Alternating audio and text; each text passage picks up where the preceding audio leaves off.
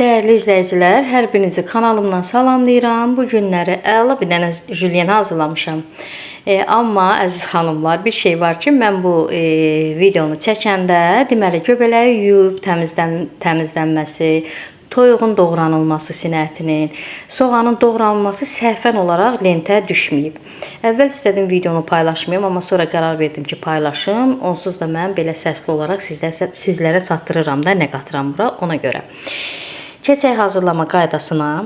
Deməli, əvvəlcə soğanı, 2 baş soğanı qəşəng xırda-xırda doğramışam və çox az duru yağda soğanı qovururam. Çox dağ eləmirəm, qızartmıram, sadəcə qovururam. Daha sonra üzərinə bir dənə böyük toyuğun bütün sinəsini uzunsov formada doğrayıb əlavə eləyirəm.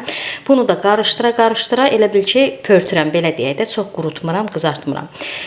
Toyuğun əti də bilirsiniz, bir dəqiqədə sinə əti bişir. Bu da hazır olandan sonra, qovurulandan sonra üzərinə doğranmış göbələyi əlavə eləmişəm. Əziz xanımlar, göbələyi mən aş süzəndə deməli suyun altında çırpa-çırpa yuyuram. Qumu, elə bil qumu təmizlənsin. Göbələyi suda saxlamaq olmaz. Süngər kimi su yığır, daha çox su verir bişirəndə, rəngi qaralır.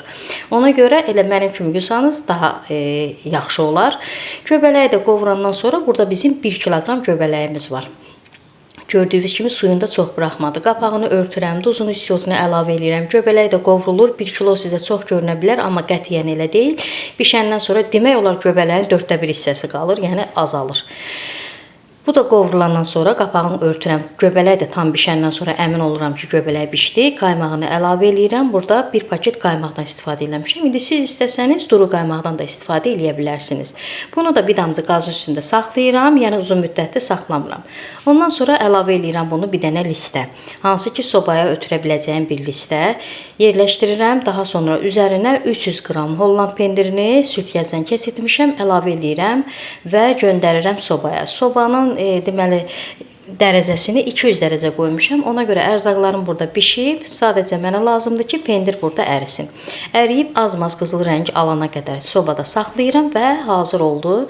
Gördüyünüz kimi kəsib servis edirəm.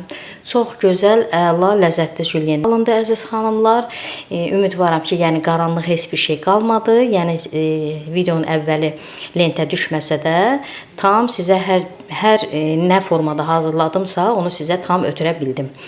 Servis edirəm, üzərinə deməli çeli gəzdirirəm. Belə daha çox xoşlanılır bizim evdə əziz xanımlar. Əgər bəyəndinizsə, bəyənmə düyməsinə toxunmağı unutmayın. İzlədiyiniz üçün təşəkkür edirəm. Hələlik.